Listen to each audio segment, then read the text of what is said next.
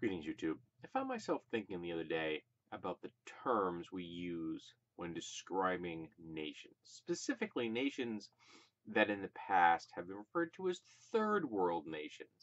And that kind of fell out of favor, that terminology, and now a lot of people refer to those locations as developing nations.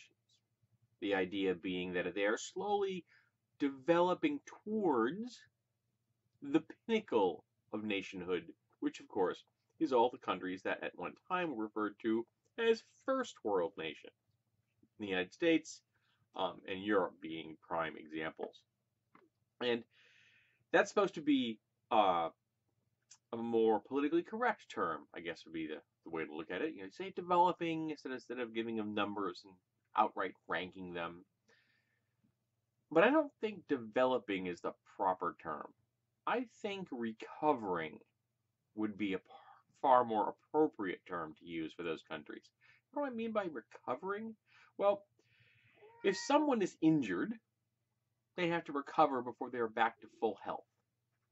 And in the case of these countries, they're having to recover from the injuries done to them by the nations that should be properly referred to as the exploitive nations.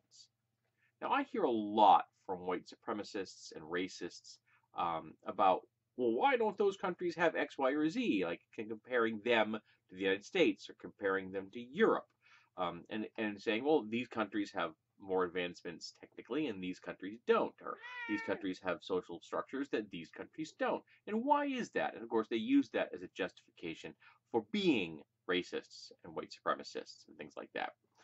Because they like say, oh, which African countries put a man on the moon? Kind of a line of bullshit. And they seem to be ignoring the historical context of their statements, which is those countries that are traditionally referred to as developing at the moment were exploited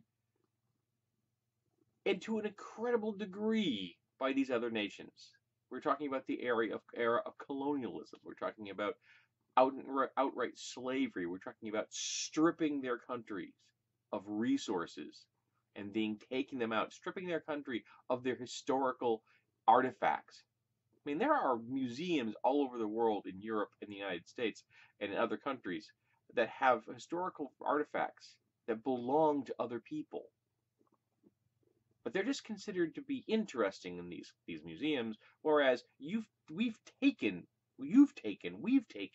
the history of these people away from them just because we can. Just because it was possible and they couldn't stop us. We abused and exploited those countries for centuries. And now that most of them have established some sort of independence from us, at least in theory and politically, they're trying to recover from the damage that we did to them. Except we're still exploiting those places by using them as cheap labor or still extracting their natural resources. We are still exploiting them. Just now, it's supposed to be covered up with the concept, oh, it's just capitalism. That's what it is. No, it's exploitation. For capitalism to function, that is one of the key aspects. Exploitation of people and resources, with no regard whatsoever for the effects on the planet or the people being exploited. That's what capitalism does. So I think referring to those countries as recovering nations puts it in a far different frame, and of course makes capitalism look a whole lot worse. And most people are never going to want to accept that fact. But I thought if you change that in your head and remind yourself that these countries were exploited and are being exploited by the West and America and Europe, that it puts it in a different frame of reference. And I think it's important for us to shift ourselves in that way and think about things in what is considered as close as we can get to what's actually going on in the real world.